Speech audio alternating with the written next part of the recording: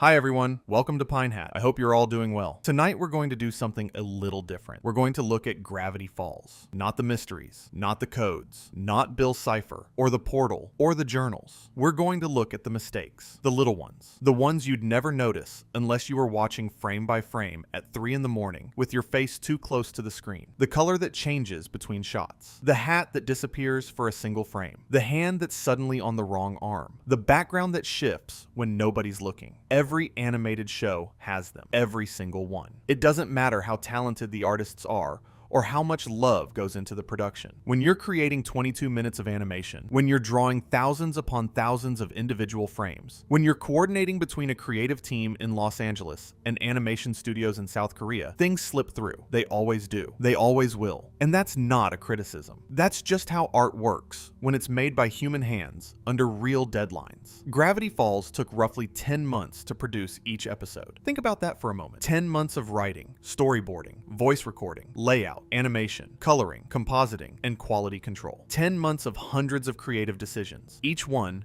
building on the last, each one a tiny opportunity for something to go slightly wrong. And across 40 episodes and 2 seasons, some things did go slightly wrong. Not catastrophically, not in ways that ruined anything, just in small, quiet, almost invisible ways that only the most dedicated fans ever caught. And those fans did catch them. They caught them and cataloged them and shared them on wikis and forums and Tumblr pages with a kind of affectionate thoroughness that says something beautiful about what it means to love a show. Because noticing an animation error in Gravity Falls isn't about finding fault. It's about paying attention. It's about looking so closely at something you adore that you start to see the fingerprints of the people who made it. So tonight, we're going to go through those fingerprints, episode by episode, season by season, from the very first frame of Tourist Trapped to the very last moment of Weirdmageddon. We're going to find every little imperfection, every tiny slip, every moment where the art didn't quite match the intention, and we're going to appreciate them, because they're proof that this show was made by real people, under real pressure, with real limitations, and it's still one of the most beautiful things ever put on television. If you're here to fall asleep, settle in. We're going to be here for a while.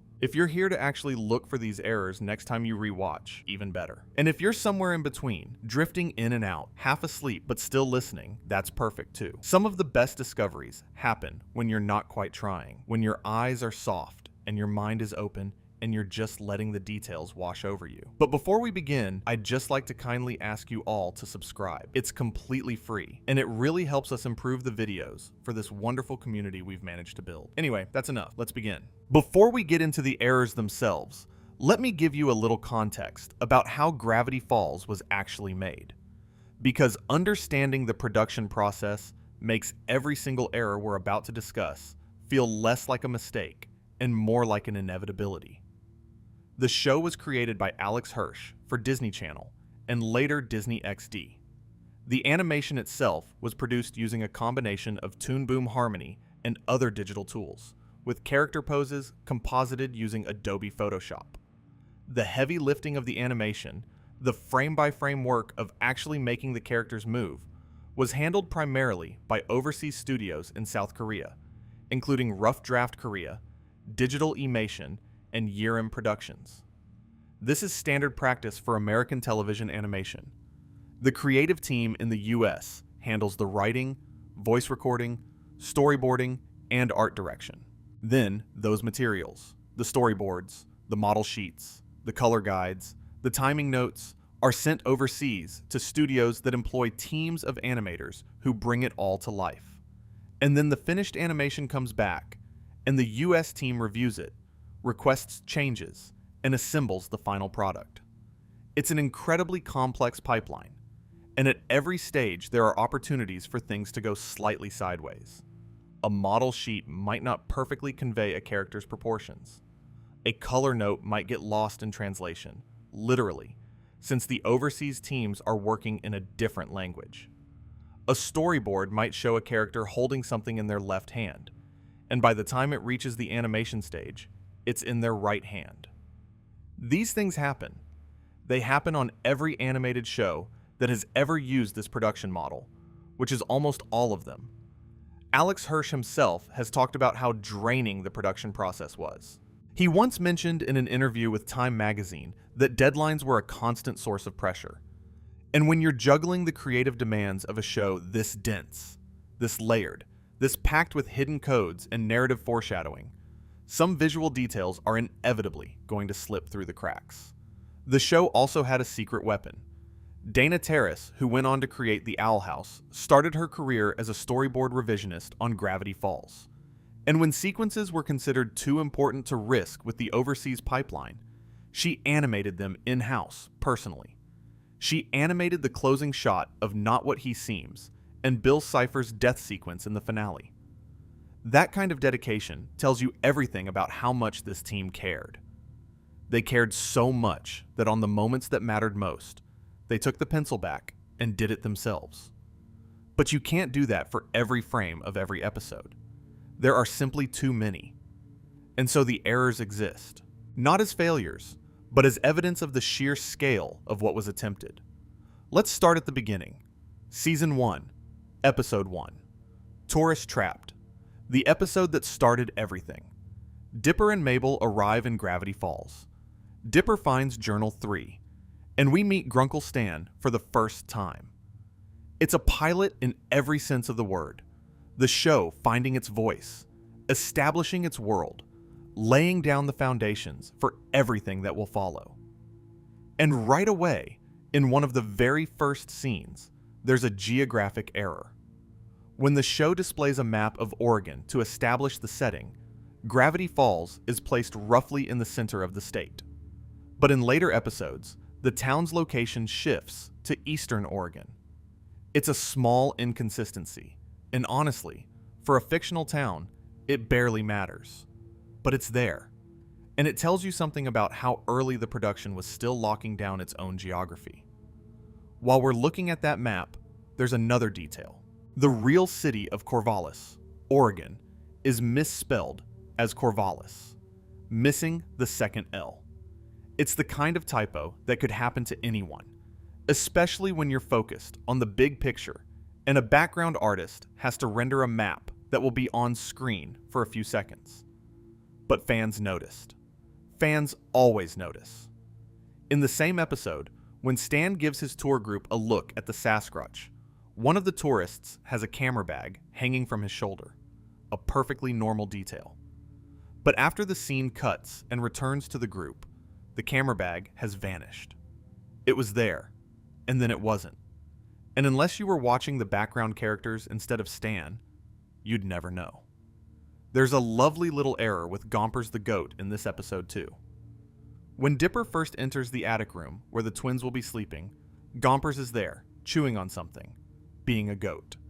But his head hair, which should be a creamy off-white color, is rendered in dark gray. It's corrected in later scenes and later episodes, but in this one moment, Gompers looks slightly different, slightly off, like a character whose design hadn't quite been finalized, which, being the pilot, it probably hadn't. And then there's Dipper's hat. Dipper's iconic pine tree hat. The hat that becomes one of the most recognizable symbols of the entire show. In one scene in Tourist Trapped, his old hat, the one he was wearing before he found the pine tree cap, disappears from the scene entirely and then reappears in the next shot. It's a continuity error, the kind that happens when scenes are animated out of order, or when a storyboard revision doesn't get fully communicated to the animation team. There's also a moment where Mabel's pupil takes on the color of the sky behind her, as if the transparency layer wasn't properly set, and a frame where her mouth disappears entirely, and a shot where Stan's mouth animation appears in two places simultaneously for a single frame, as though two layers of animation were accidentally composited on top of each other. There's another continuity detail in this episode. While Dipper is reading aloud from Journal 3, he says studying, but the text on the page actually says researching. It's a script-to-prop mismatch, where the dialogue was written or revised independently of the text that appears in the journal prop. The voice actor read one thing, the prop artist drew another, and nobody caught the discrepancy. And there's a window that changes between interior and exterior shots. The triangle stained glass window in the attic is centered with a double ring when viewed from inside, but from the outside, it has a single ring. It's a design inconsistency between the interior and exterior background art, which were likely drawn by different artists at different times. There's even a subtle temporal error. When Dipper shows Journal 3 to Mabel, the page he wrote at the end of the episode is already visible, even though he hasn't written it yet. The prop was drawn with the completed page, regardless of where in the story we are. It's a minor thing, but it's the kind of detail that temporal logic fans live for. These are one-frame errors, the kind you literally cannot see at normal playback speed. You have to pause, advance frame by frame, and look. And the fact that people did this, the fact that fans love this show enough to examine it 1/24th of a second at a time, tells you more about the show's impact than any review ever could. Now here's the thing about animation errors in a first episode. They're almost expected. The production team is still learning the pipeline. The overseas studios are still getting familiar with the character models. The color palettes haven't been fully stress tested across different lighting conditions and backgrounds. It's like the first day at a new job. You know what you're doing, but you haven't built the muscle memory yet. And Tourist Trapped, for all its tiny imperfections, is a remarkably polished debut. The errors are there, but they're whispers. You have to listen very, very carefully to hear them. Episode 2. The Legend of the Gobblewonker. The family goes fishing. Dipper and Mabel investigate a lake monster. And Soos is Soos. There's a wardrobe error in this one that's easy to miss, but satisfying to find. When Soos grabs Dipper by the top of his life jacket while they're running from the Gobblewonker, Dipper's shirt gets pulled up, exposing his stomach. Which makes sense, physically. That's what would happen if someone grabbed you by your jacket. But in the very next shot, his shirt is perfectly in place again. The laws of fabric have been briefly suspended and then quietly restored. There's also a moment with the cameras. When Soos is throwing cameras at the Gobblewonker as a distraction, cameras appear in his hand between shots with no explanation of where they came from. He throws one, his hand is empty, and then there's another camera in his hand. It's the animated equivalent of pulling a rabbit from a hat, except nobody meant to do it. And there's a small but wonderful newspaper error. When McGucket holds up a newspaper, the subheading reads, "Now with less typos," which is already a joke, because it should be fewer typos. But in the next shot, the same subheading reads, "Now with less typo." Singular. The newspaper has corrected itself between shots, but in the wrong direction. It's an error layered on top of a joke, layered on top of an error, and it's delightful. There's also a moment where Soos loses his shirt during his fight with the beavers, and we see him with nothing on under his vest. Fair enough. Shirts can be lost in beaver-related altercations. But in a group photo taken shortly after, Soos's shirt is back. It returned from wherever lost animated shirts go, and nobody acknowledged its absence or its return. And Old Man McGucket has a lip sync issue in this episode. When he says one of his lines, his mouth doesn't move at all. The audio plays, clear as day, but his face is still. It's a sync error, the kind that happens when a line is added to the sound mix after the animation has been locked, and there's no time to add the corresponding mouth movements. Let me pause here for a moment and talk about something that applies to everything we're going to discuss tonight. The production model. When you watch Gravity Falls, you're watching the end product of a creative relay race that spanned 2 continents. The show was conceived and written in Burbank, California. The voice acting was recorded in studios in Los Angeles. The storyboards and character designs and color models were developed by the US-based creative team. And then all of that material, the scripts, the boards, the audio, the design specifications, was packaged up and sent overseas, primarily to animation studios in South Korea, studios like Rough Draft Korea, Digital Emation, and Yirim Productions. Those studios are staffed with enormously talented animators. The quality of Korean animation production is world-class. These are the same studios that animate major shows for Cartoon Network, Nickelodeon, and Disney. But they're working from materials that were created by someone else, in a different language, in a different cultural context. They're interpreting instructions that may have been clear to the person who wrote them, but lose something in translation. And they're doing it under deadline pressure that leaves very little room for back and forth clarification. When the finished animation comes back to the US team, there's a review process. Notes are given, changes are requested. But the review can only catch what the reviewers notice. And when you're watching hundreds of minutes of animation under your own deadline pressure, some things get through. A color that shifted, a prop that moved, a number on a book cover that changed from 3 to 2. Understanding this process doesn't excuse errors, but it explains them, and it makes every perfectly rendered frame feel like the small miracle it is. Episode 3. Headhunters.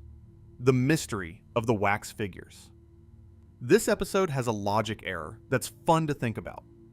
Throughout the episode, Mabel, Dipper, and Suze all handle the axe that was used to behead Wax Stan. They pick it up, carry it around, touch it multiple times. And yet, when Sheriff Blubbs dusts it for fingerprints, he finds none. 3 people touch this thing, and it's clean. Either Gravity Falls has the most ineffective forensic department in Oregon, or the animators and writers weren't quite coordinating on the physical logic of the crime. There's also a positioning error with the wax figures during the climactic fight. In the flashback where Wax Sherlock Holmes decapitates Wax Stan, Sherlock appears to be sitting down, with his legs bent. But when Wax Stan falls from the blow, he's suddenly standing upright. The same character changed posture between the cause and the effect of a single action. And there's a character detail in the mystery portion. Robbie's band poster shows him with 5 fingers on one hand. But throughout the rest of the series, Robbie, like most characters, has 4 fingers. It's one of those design inconsistencies that happens when a background prop is drawn by a different artist than the character models. The poster artist gave Robbie a realistic hand count. The character designer gave him the cartoon standard.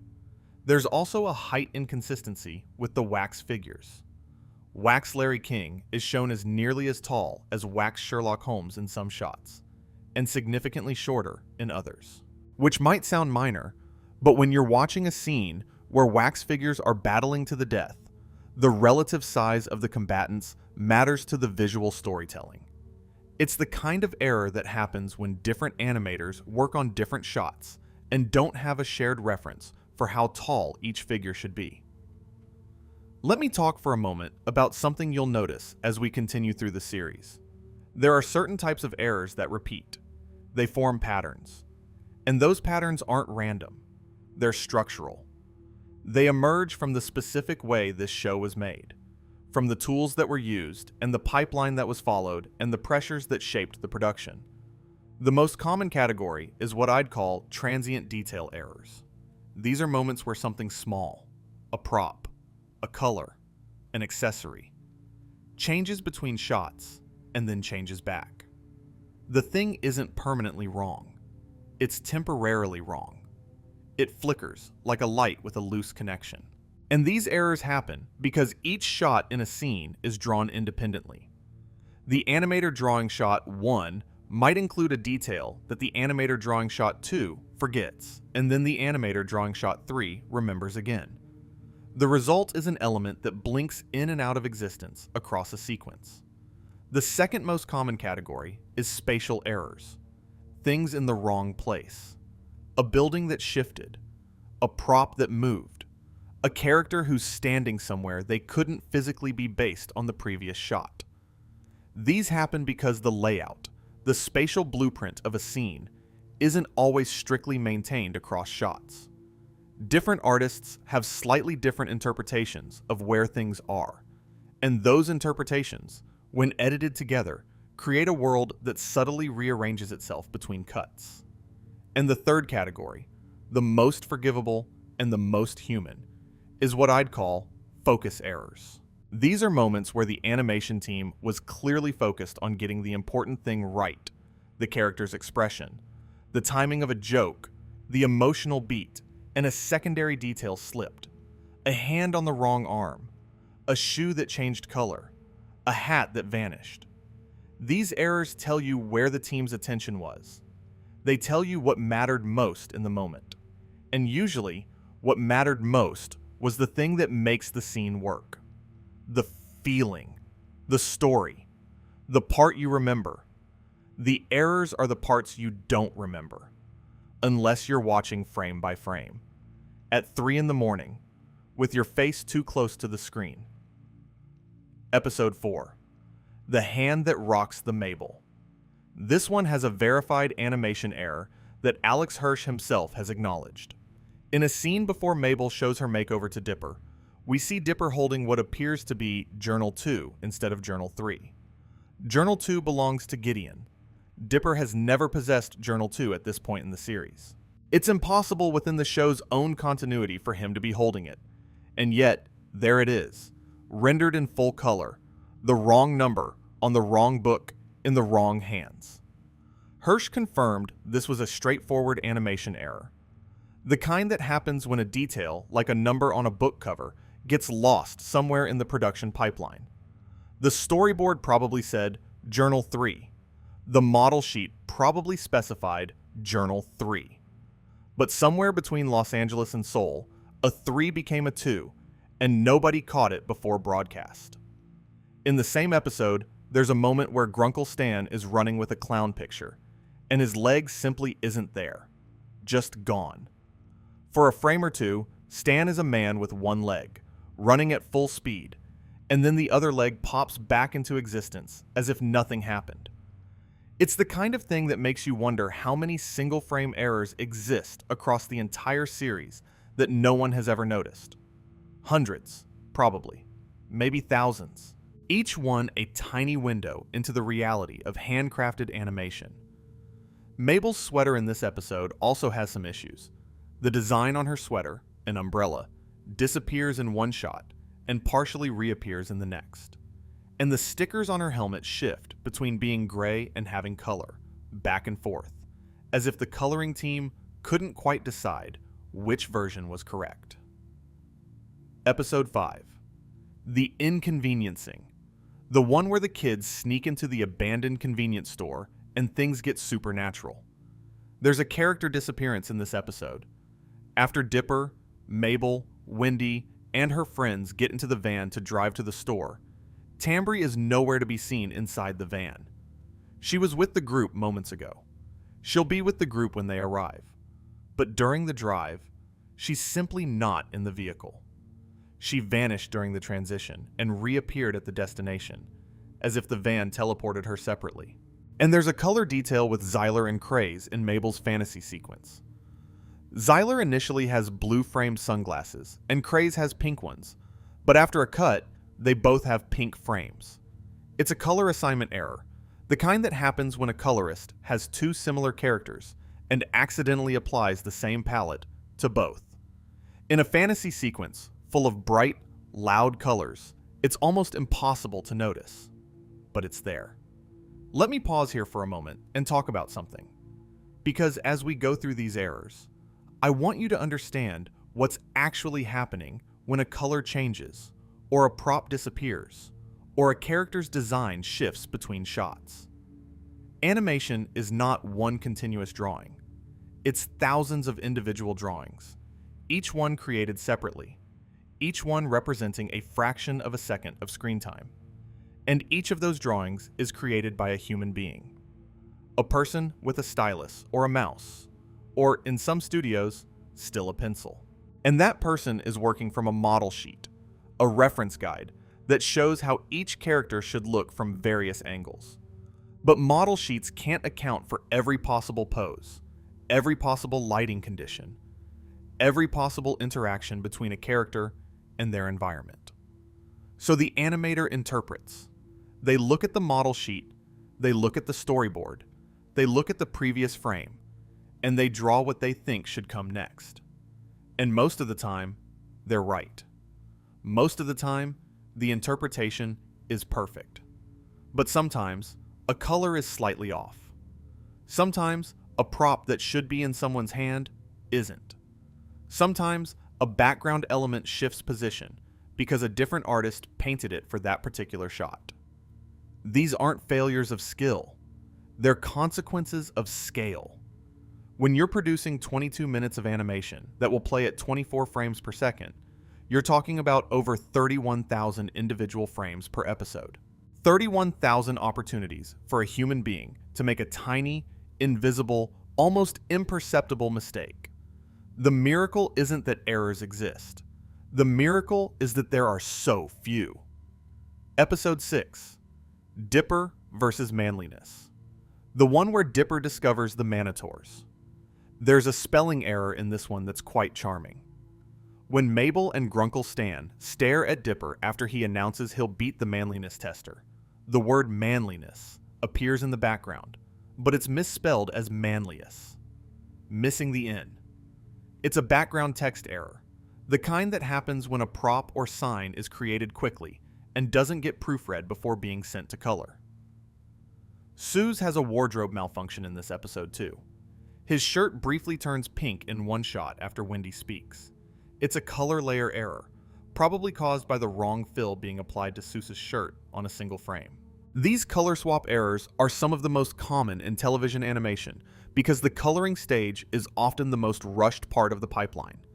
The animation has been approved, the timing is locked, and now someone has to paint every single frame according to the color model. And when you're painting hundreds of frames a day, you're going to occasionally click the wrong color. There's also a moment where Stan's bow tie vanishes for a shot, and a scene where a Manitor claims to have fists for nipples, but the fists are visually absent both before and after the claim, which is less an animation error and more a case where the script included a visual gag that the animation team may not have had time to fully realize. In the hot tub scene with the Manitors, there are two of them visible in the background, but when one of the Manitors speaks to Dipper, the background ones vanish. They were there, lounging, being massive and hairy, and then they just weren't. And when Dipper declares he'll beat the manliness tester, everyone in the background freezes completely. Not a blink, not a twitch, not a single frame of movement. The background characters become statues, which is a telltale sign of a scene where the animation team prioritized the foreground action and left the background figures on a single held frame. It's a common technique for managing workload, but when you notice it, you can't unnotice it. Dipper's hat also disappears in this episode. When the animals are running through the forest, the hat is gone for one shot and then reappears in the next. It's becoming a pattern. Dipper's hat is one of the most frequently affected elements across the entire series, probably because it sits at the top of the character model, right where cropping and layering errors are most likely to occur. Episode 7. Double Dipper. The party episode. The one with the clones. This episode has a frame where Wendy's eyes completely disappear. Not blink. Disappear. For a single frame, Wendy is a girl with no eyes, and then they're back. It's the kind of error that exists only in the spaces between moments, visible only to people who are pausing and advancing one frame at a time. There's also a peculiar issue with Mabel's face in one shot.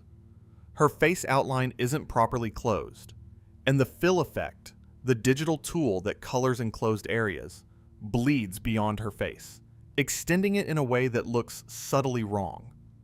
It's a technical error rather than an artistic one, caused by a gap in the line work that the software interpreted as part of the fill area. And there's a continuity issue with crackers. When Mabel wins crackers in a card game, nobody else at the table has any. But in the next scene, everyone has crackers. The crackers have multiplied. They've spontaneously generated. In Gravity Falls, where impossible things happen every day, maybe that's not even an error. Maybe the crackers are just like that. There's also a whole scene in this episode where Dipper's pine tree symbol is missing from his hat. Not for a frame, for an entire scene. The hat is there, but the tree isn't. It's just a plain blue and white hat, stripped of its most iconic detail. And Dipper's hair alternates between neater and messier throughout certain scenes, as if different animators had different interpretations of how disheveled a 12-year-old's hair should be at a party. Episode 8. Irrational Treasure. The conspiracy episode about Quentin Tremblay, the 8th-and-a-half president of the United States, whose existence was hidden by the government. This is the episode that really starts to reveal the show's appetite for layered, detail-heavy storytelling, which makes it a prime candidate for animation errors because there's so much going on in every frame. There's a text error in the top secret document that reveals Tremblay as the founder of Gravity Falls. The second paragraph contains Gravity Falls with a lowercase f. It should be Gravity Falls, capital F. It's a typography error, the kind that happens when text is hand-lettered or manually typed into a prop, and nobody catches the capitalization. There's also a mathematical error in the same document. It states that there are 6 babies, but only 4 are shown in the accompanying image. Whether the text or the image is correct is anyone's guess, but they don't agree with each other. And in a show as detail-oriented as Gravity Falls, that kind of discrepancy stands out. Mabel has a brief moment in this episode where she appears to have 3 eyebrows. While watching a video, her left eyebrow curves down onto her eye, but a second surprised eyebrow remains above it. For one shot, Mabel has more eyebrows than any human or animated character reasonably should. There's also a spatial error with a train. When the twins and Quentin Tremblay climb a ladder from the rear car, they should emerge at the very back of the train. But when they come out on top, there are additional train cars visible behind them. The train extended itself between the interior and exterior shots, adding cars that shouldn't exist. It's a layout error, where the exterior artist drew a longer train than the interior artist's blocking implied. And Dipper's shoes change color. While he's reading about the conspiracy in front of a statue, the soles of his shoes switch from white to black between shots. It's a classic color consistency error, the kind that tells you different shots were colored by different people who didn't cross-reference each other's work. And Tremblay's expression changes throughout different scenes in ways that don't match the continuity of his peanut brittle encasement, suggesting his face was drawn fresh for each shot rather than maintained from a consistent reference. Episode 9, The Time Traveler's Pig, one of the most beloved episodes of the series.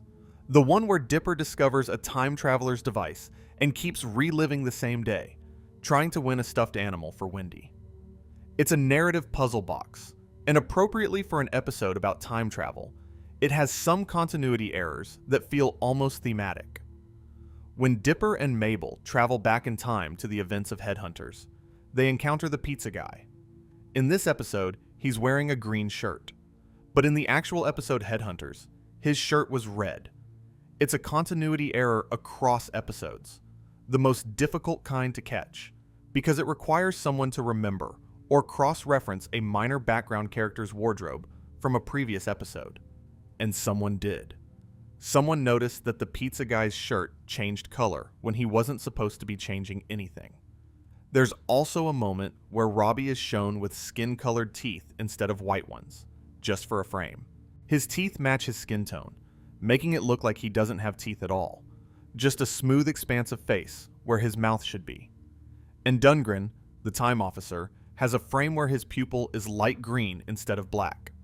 These are single frame color assignment errors, the kind that are completely invisible at playback speed, but unmistakable when you freeze the image. There's an anachronism too. When Dipper and Mabel travel to the Old West, a baby on the Oregon Trail has a Band-Aid on its face. Band-Aids weren't invented until the 20th century. It's a props error, the kind that happens when a visual detail is added for character design purposes without checking the historical accuracy of the setting. It's a small thing, but it's the kind of detail that makes you appreciate the sheer number of decisions that go into every frame of animation. Every character, even a background baby in a scene that lasts a few seconds, has to be designed. And every design choice is an opportunity for an error. The stuffed animal prizes at the fair change locations between shots, with some appearing to hang from a board in one angle and dangling in another. And the tape measure time machine appears in Mabel's hand after a crash through a wagon, even though neither twin was holding it when they arrived. It materialized during the chaos, summoned by the needs of the plot. The Ferris wheel ticket booth changes direction between shots too. In one angle, it faces right. In a different do-over of the same scene, it faces front. It's a spatial continuity error, caused by the scene being drawn from different perspectives without locking down the booth's orientation in the layout. Episode 10, Fight Fighters. The arcade episode where Rumble McSkirmish, a character from a Street Fighter-style video game, literally comes to life and enters the real world. The episode is a love letter to fighting games and 80s action movies, and its visual style shifts between the show's normal animation and deliberately pixelated retro game graphics. Dipper's pine tree hat has an error in this one that's representative of a pattern we'll see throughout the series. When the Fight Fighters arcade machine turns off, just before Rumble comes to life, Dipper's hat turns solid blue. The pine tree symbol disappears. For a moment, Dipper is wearing a blank hat, and then the pine tree returns. It's a fill error, likely caused by the emblem being on a separate animation layer that wasn't rendered for that particular frame. In digital animation, complex character elements like logos, patterns, and accessories are often kept on their own layers. This makes them easier to animate independently. Dipper's hat might have a base layer for the hat shape and color, and a separate layer for the pine tree emblem. If the emblem layer isn't turned on for a particular frame, you get a blank hat. If the base layer's color is slightly wrong, you get a hat that's the wrong shade of blue. This layered approach to character construction is one of the great innovations of digital animation. It allows for flexibility, for easy revisions, for the kind of rapid iteration that television schedules demand. But it also creates a category of errors that traditional animation never had to deal with. When every element of a character is on its own layer, every layer is an opportunity for something to go wrong. A layer can be turned off accidentally. A layer can be placed in the wrong order. A layer can be rendered at the wrong position. These are the ghosts in the machine. The unseen consequences of making art with software instead of pencils. There's also a geographical error on the character selection screen. One of the fighters' geographic dots doesn't match the actual location of their stated country. The dot for the Mozambique fighter is placed too far north on the map, even accounting for the stylized distortion. It's a geography error embedded in a video game within a cartoon, which makes it one of the most layered errors in the series. Rumble's eye patch switches eyes between shots, jumping from one side of his face to the other. It's a classic mirror error, where the character was accidentally flipped horizontally during animation, sending all asymmetrical details to the wrong side. And background buildings change between cuts during a walk through town. Dipper and Rumble pass a barbershop and a beef and poultry shop. Then the camera shifts and they're suddenly back in front of the barbershop, then cuts again to completely different buildings. It's as if they're walking through a shifting world where the streets rearrange themselves when you're not looking. When Rumble throws Robbie to the ground during their confrontation at the water tower, Robbie lands on his back. But in the next shot, he's spitting out dirt as if he landed face first. The impact changed between shots, and Dipper's watch appears and disappears throughout the episode, visible when he's at the arcade, gone when he's walking, back when he needs to check the time. But the most interesting error in this episode is a logic error. At one point, Rumble looks up at Robbie standing on a water tower. Later, when asked to look up, Rumble claims he doesn't have a look-up animation, but he already looked up earlier in the episode. The animators gave him a look-up pose that the script later says he doesn't have. It's a rare case where the animation contradicts the dialogue, where the visual and the verbal are having a gentle disagreement about what this character can do. Episode 11, Little Dipper, the one with the height-altering crystal. There's a prop error with a gummy koala package in this episode. The net weight printed on the package changes from 5.29 to 6.29 between shots. The gummy koala has gained weight without anyone eating or adding to it. It's a text continuity error, the kind that happens when background props are recreated for different shots rather than being digitally copied. When Gideon grabs a contract to show Stan, the orientation of the paper flips between shots. He's holding it facing Stan, and then suddenly it's facing the other direction, without his hand moving. And a jar of termites that Stan knocks from Gideon's hands falls on the porch in one shot, but appears in the doorway in the next, having teleported a few feet in the cut. Episode 12, Summerween, the Halloween in Summer episode. This one has several small errors that add up to a picture of a production team working at full speed.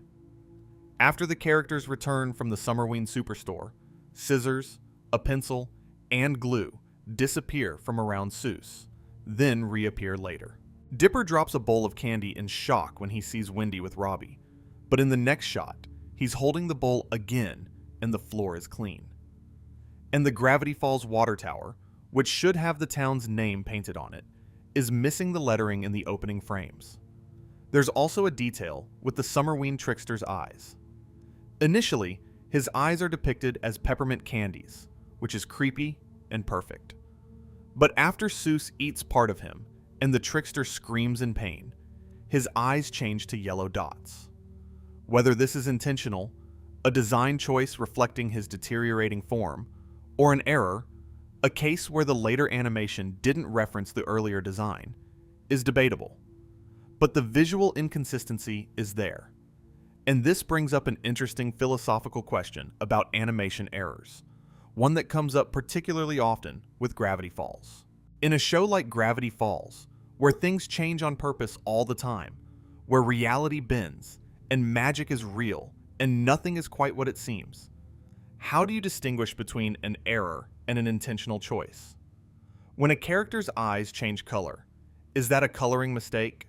Or is it the show telling you something about that character's state of mind? When a prop moves between shots, is that a continuity error? Or is it a visual clue about the supernatural nature of the world? Most of the time, the answer is obvious. A missing mouth is an error. A hat that changes shade is an error. A misspelled word on a newspaper is an error. But occasionally, in the liminal space between intention and accident, there are moments that could be either. And the beauty of Gravity Falls is that its world is strange enough to accommodate both. The errors don't break the reality of the show, because the reality of the show was always a little broken. In Gravity Falls, things are supposed to be slightly wrong, slightly off, slightly uncanny. And the animation errors, unintentional as they are, fit right into that atmosphere. And then there's Dipper's hat again. While Dipper is choking on candy, the blue back part of his hat blends with the wall behind him. It's a color-matching error, where the background color and the hat color are too similar and the outline between them wasn't maintained.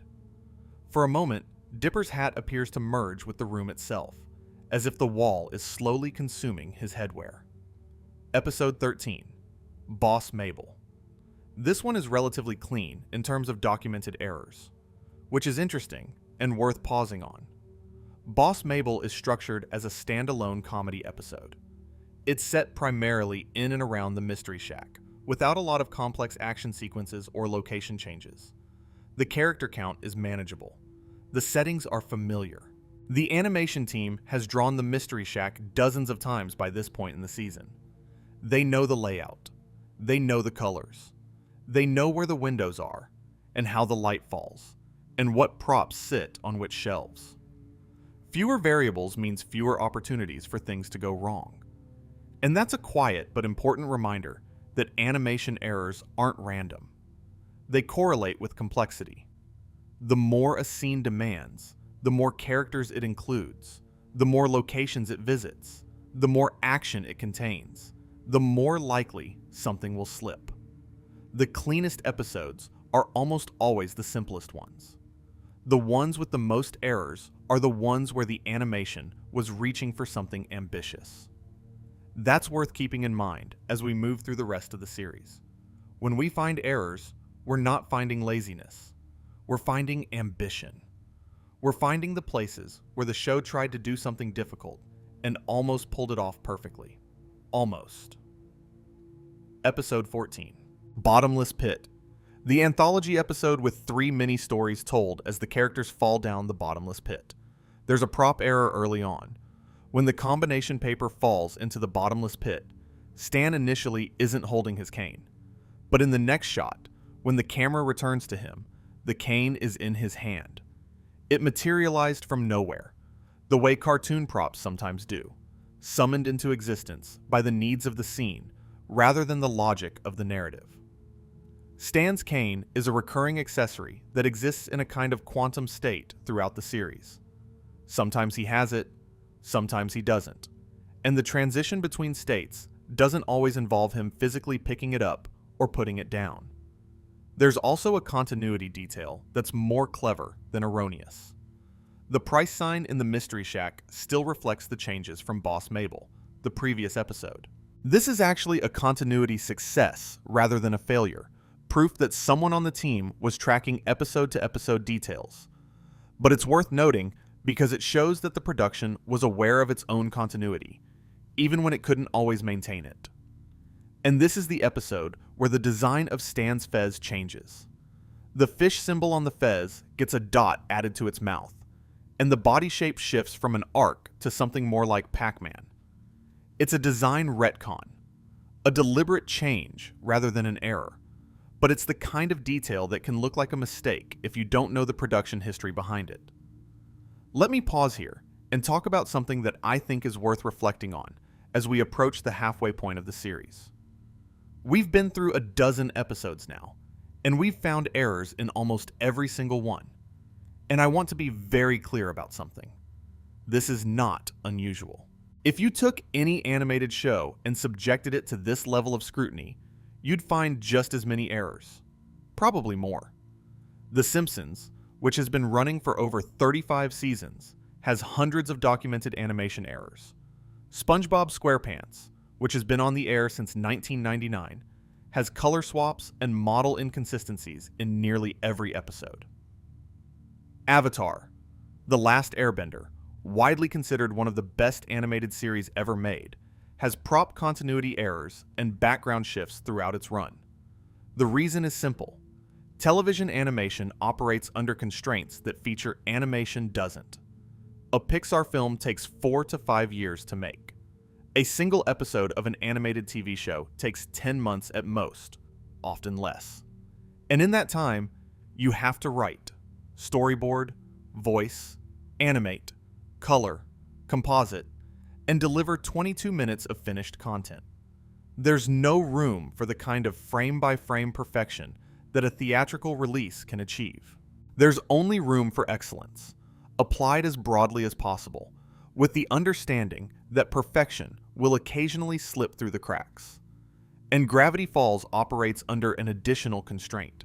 It's a show with dense, detail-rich backgrounds full of readable text, hidden codes, and continuity-dependent props. The amount of visual information in every frame is significantly higher than in a typical cartoon. More detail means more things that can go wrong. More text means more typos. More codes means more cipher errors. The show's very ambition is what creates the conditions for its mistakes. That's not irony. That's craft. You don't make mistakes when you're playing it safe. You make mistakes when you're reaching for something extraordinary. Episode 15. The Deep End. The Pool episode. Mermondo. This one has a delightful detail. When Mabel receives messages in bottles from Mermondo, 3 of the bottles are labeled Lee-Bam. That's Mabel spelled backwards. It's believed to be an animation error caused by reusing animation frames that were horizontally flipped, which would reverse any text in the image. When an animation team needs to save time, they sometimes mirror existing frames. And if those frames contain text, the text comes out backwards. It's one of the most telltale signs of reused animation, and it happens in everything from Gravity Falls to The Simpsons. Episode 16. Carpet Diem, the body swapping episode. The one where a magical rug causes everyone to switch bodies, which is a nightmare from an animation consistency standpoint, because every character has to behave like a different character while maintaining their own physical form. There's a cereal box that appears and disappears in this episode. When Dipper, in Mabel's body, enters the kitchen, the cereal box that should be on the counter isn't there. It only appears when the plot needs him to pour it over himself. The prop wasn't drawn into the establishing shots, only into the shot where it's actively used. And there's a calendar error that's particularly satisfying if you like checking dates. A calendar in the background shows July 4th, circled, on a Thursday.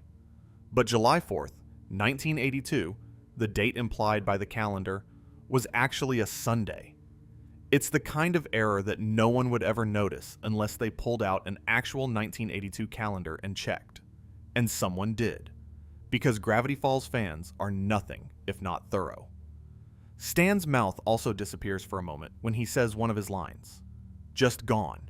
No mouth. The audio continues. Stan is clearly speaking, but his face is a smooth, unbroken surface with no mouth to speak of. It's a missing element error caused by the mouth animation layer not being rendered for that particular frame. Episode 17, Boys Crazy, the boy band episode. The one where Mabel discovers that her favorite boy band, several times, are actually clones kept in captivity. This one has an unusual error, an audio quality issue rather than a visual one. When Robbie approaches Dipper and says a line, the audio is noticeably lower quality than the surrounding dialogue. It sounds like it was recorded separately, perhaps as a pickup line added later in production, and wasn't properly matched to the rest of the sound mix. Audio inconsistencies like this are rare in animation because the voice recording is typically one of the first stages of production. But when lines are added or changed late in the process, the recording conditions might be different, and the difference can be subtle but audible. There's also a fun background detail. During the crowd fight scene, you can spot McGucket crowd surfing. Whether this is an error or an intentional Easter egg is open to debate, but given the chaos of the scene and the show's love of background gags, it feels like a deliberate choice by the storyboard artists to hide something amusing in the crowd. And this raises another interesting point about the show's relationship with errors. Gravity Falls hides intentional details in the background all the time. Secret codes, character cameos, foreshadowing imagery. The show trains you to look at the background, to examine every corner of every frame for hidden content. And when you're looking that closely, you're going to find both the intentional details and the unintentional ones. The hidden codes and the miscolored shirts. The foreshadowing and the typos. They coexist in the same frames, visible to the same scrutiny, found by the same dedicated fans. And the show, by encouraging that scrutiny, implicitly accepts that its imperfections will be found alongside its secrets. It's the price of ambition, the tax on detail, and it's a price well worth paying. Episode 18, Land Before Swine, the pterodactyl episode, the one where a dinosaur steals Waddles and the family has to venture underground to rescue him. It's one of the most action-packed episodes of Season 1, with chase sequences through underground caverns and encounters with prehistoric creatures. Around 7.5 minutes into this episode, Dipper's hat is cut off by the edge of the frame in a way that looks unintentional. It's a composition error, where the character is positioned slightly too high in the shot and their headwear gets cropped. In live action, this would be caught by the camera operator. In animation, where every shot is deliberately composed, it means the layout artist placed Dipper a few pixels too high, and no one caught it in review. There's a sap continuity issue as well. Tree sap that's visible on the side of a tree disappears in a wider forest shot, then reappears when we cut back. And Seuss has a one-frame error where the inside of his pant leg isn't colored in, making it transparent to the background. For exactly 1/24 of a second, you can see the forest through Seuss's leg. There's also a continuity issue with Seuss's tie, which changes how it's knotted between shots. The knot shifts style during a conversation, as if Seuss retied it between cuts. And there's a logic error in Stan's flashback that's more about physics than animation. A pterodactyl pokes its beak through Stan's glasses and hits him directly in the eyes, through his glasses, without breaking the lenses, as if the glasses were frames without glass in them, which they shouldn't be. It's a physics error rather than an animation error, a case where the visual gag takes priority over the physical logic of the world. And honestly, in a show where a pterodactyl has survived underground for millions of years, the structural integrity of Stan's eyewear is probably the least of our concerns. This is something worth noting about animation errors in general.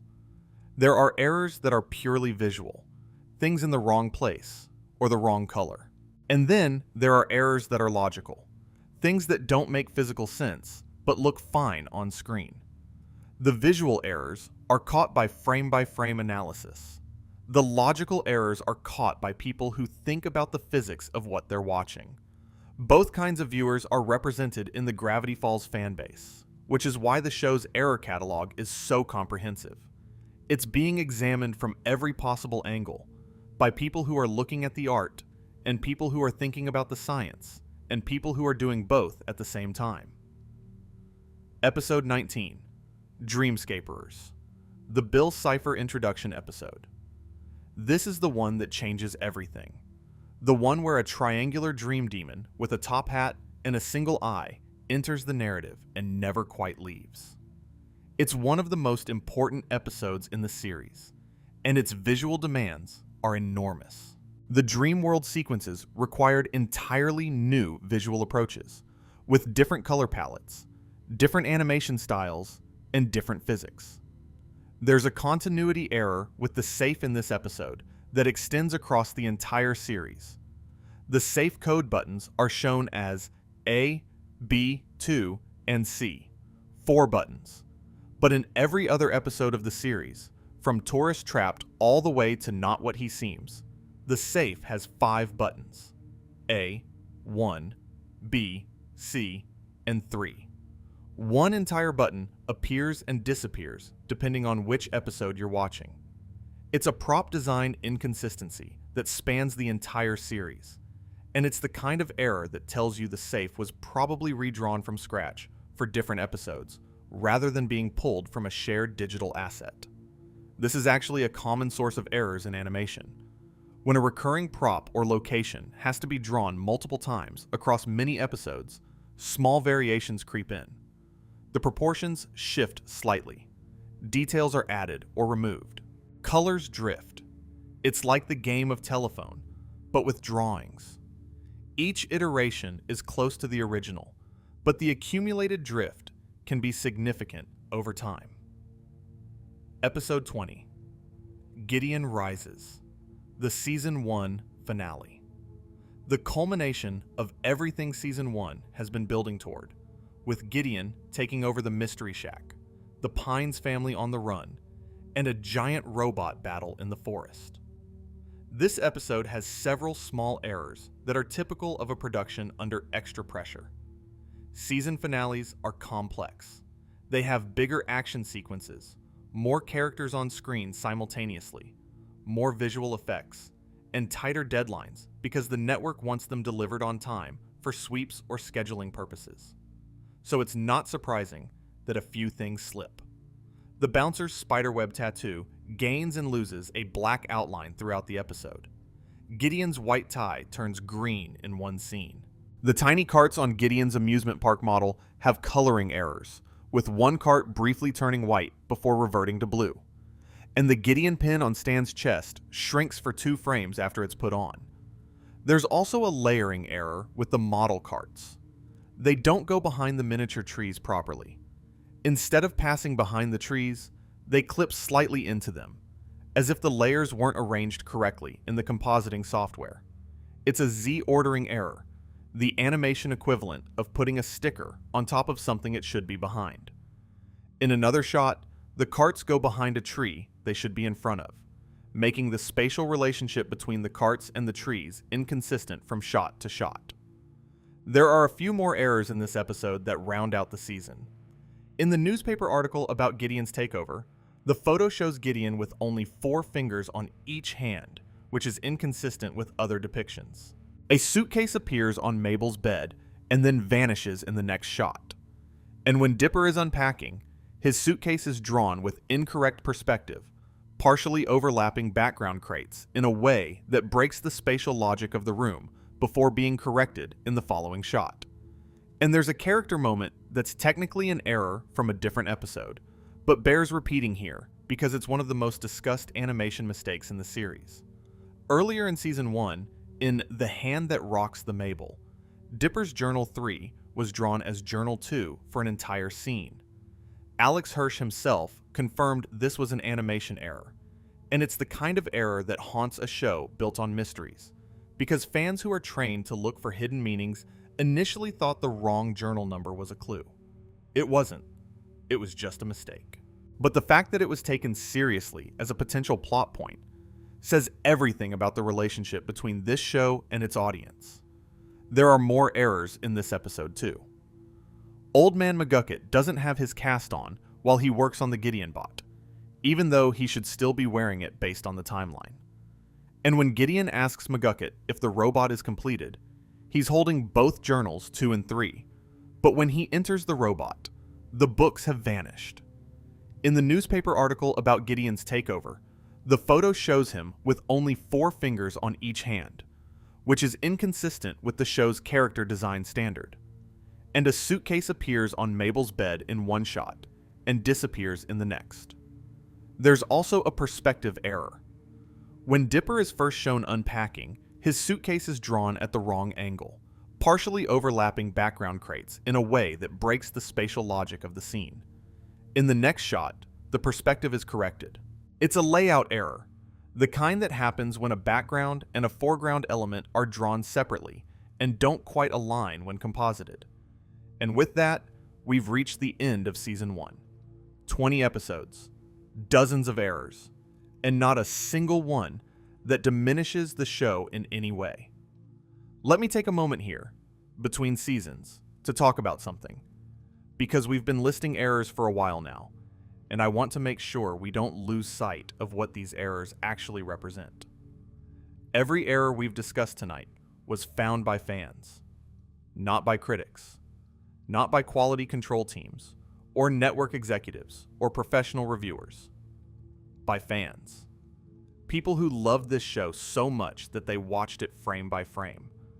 People who took screenshots and wrote descriptions and shared their findings on wikis and forums and Tumblr pages dedicated entirely to the imperfections of a cartoon they adored. That's not nitpicking. That's intimacy. That's the level of attention you only give to something you truly care about. You don't examine the brushstrokes of a painting you hate.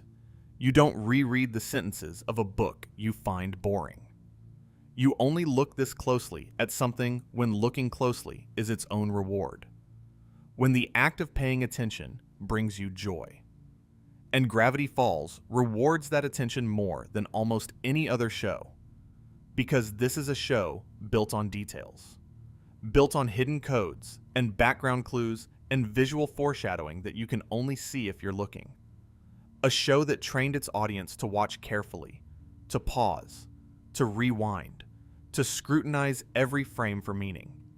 And when that audience turned that same scrutiny to the animation itself, when they looked past the intentional details and found the unintentional ones, what they discovered wasn't disappointing. It was endearing. It was human. It was proof that behind the pixels and the polish, real people were working real hard to make something beautiful. And sometimes their humanity showed through. That's what animation errors are. They're humanity. They're the fingerprints of the artists. Left behind in the rush to create something on time and under budget, and within the constraints of a production pipeline that spans 2 continents. And every single one of them is worth finding, worth cataloging, worth appreciating, because they're the most honest part of the show. The part that wasn't planned. The part that just happened. Now. Season 2. Season 2 premiered on August 1st, 2014, more than a year after the Season 1 finale. In that gap, the production team had time to refine their process. The character models were more established. The color guides were more complete. The relationship between the US creative team and the overseas animation studios had matured. You'd expect Season 2 to have fewer errors. And in some ways, it does. The gross errors, the wrong journal numbers, and the missing legs are less frequent. But the subtle errors, the one-frame color swaps, and the layering issues, and the prop inconsistencies are just as present. Because the show also got more ambitious. Season 2 has bigger action sequences, more characters on screen at once, more complex visual effects, more locations, more emotional range. And with that ambition comes more surface area for tiny mistakes. The thing about ambition in animation is that it's a double-edged sword. The more you try to do, the more impressive the result, but also the more places where the seams can show. A simple dialogue scene in a kitchen is relatively error-proof. 2 characters, 1 location, minimal movement. But a zombie attack on the Mystery Shack with 8 characters, multiple lighting states, and action choreography across multiple rooms? That's where the errors live. That's where the pressure shows. Season 2, Episode 1. Scary Oak. The season premiere. The one where the zombies attack the Mystery Shack and the Pines family fights them off with the power of karaoke. This episode sets the tone for Season 2 immediately. The stakes are higher. The action is bigger. The emotional complexity is deeper. And the production demands are correspondingly more intense. The episode has an error that's both subtle and visually bizarre. In one shot, Wendy briefly has 2 left arms. 2 left arms. Not a left arm and a right arm. 2 lefts.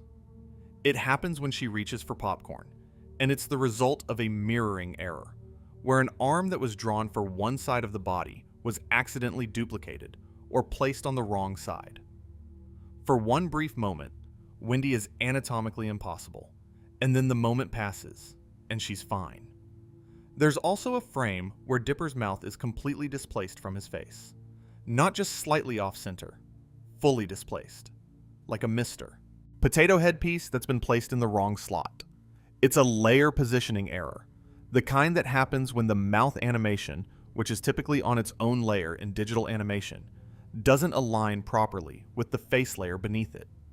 In motion, at full speed, you'd never see it. But in a single frame, frozen in time, it's striking.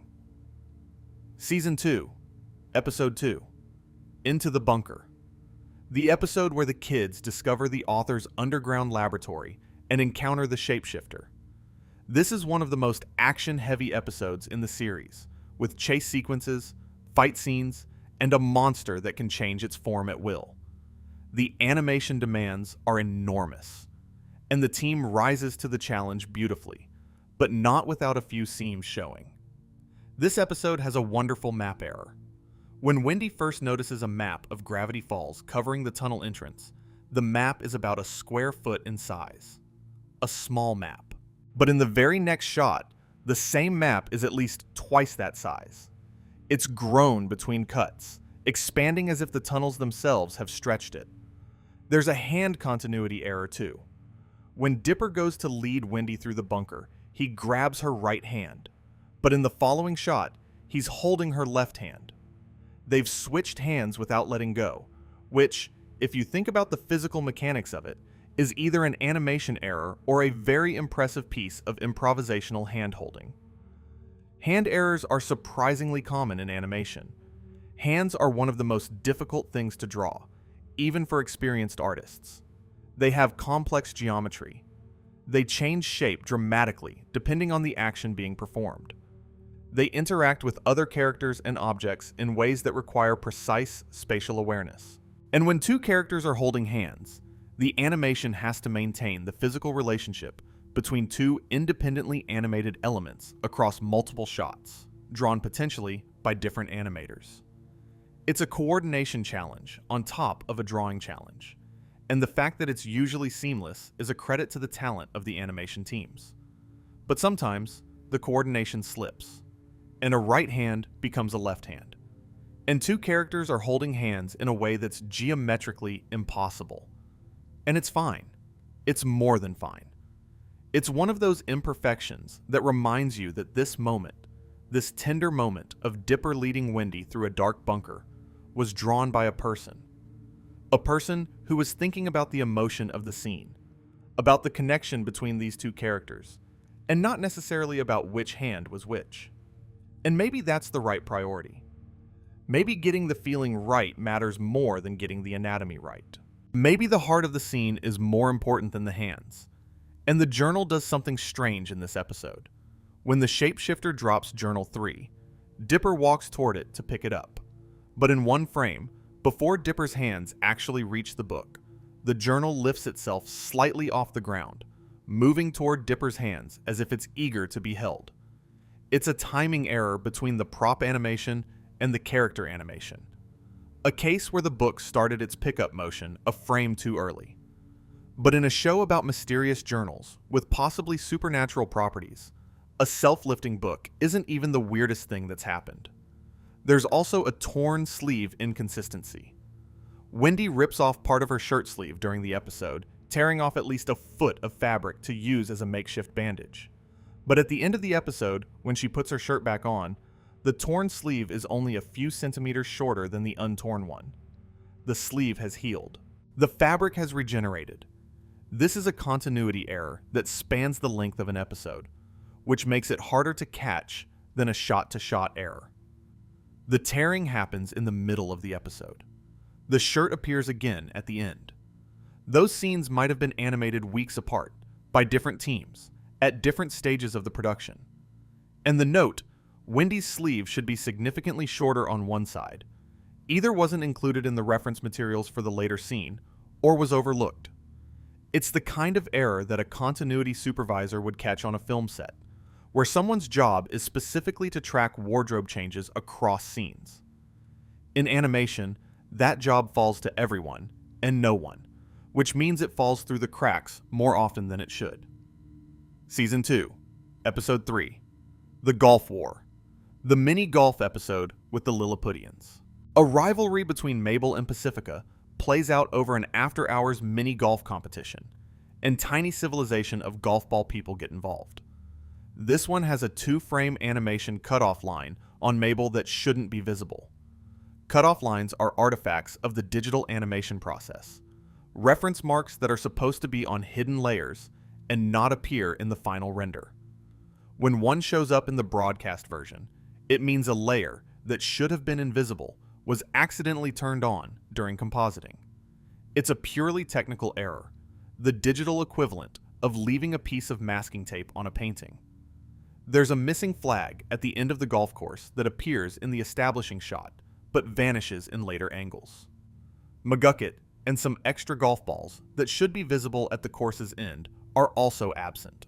Dipper's nose is placed over his eye for one frame, breaking the spatial relationship of his facial features in a way that looks deeply unsettling when frozen.